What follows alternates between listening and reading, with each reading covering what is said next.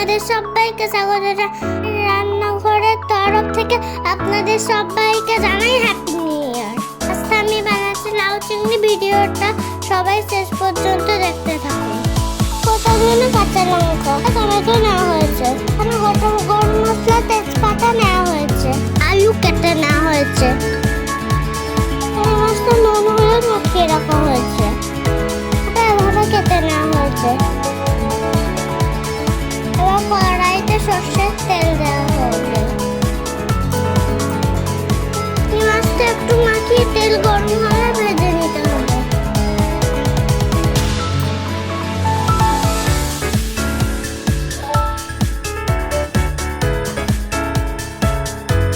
এবার ভেজে তুলে নিতে হবে। এই তেলেই আলুটা ভেজে নিতে হবে।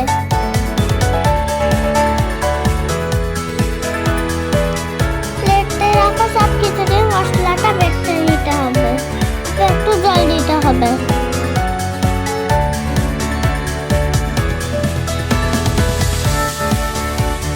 মশলা বাটা হয়ে গেছে, আলুটাও ভেজে তুলে নিয়েছে। তাহলে গোটা গরম মশলা দেওয়া হলো, কাটা মশলাটাও দিয়ে দেওয়া হলো, দেওয়া হলো। লঙ্কা গুঁড়ো দেওয়া হলো, স্বাদ মতো নুন দেওয়া হলো। ভালোভাবে নাড়িয়ে নিতে হবে।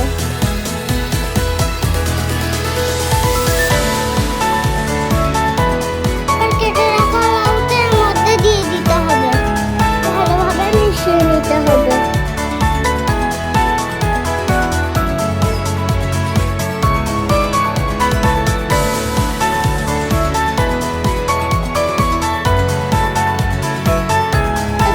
জল দিতে হবে, স্বাদ মতো চিনি দিতে হবে,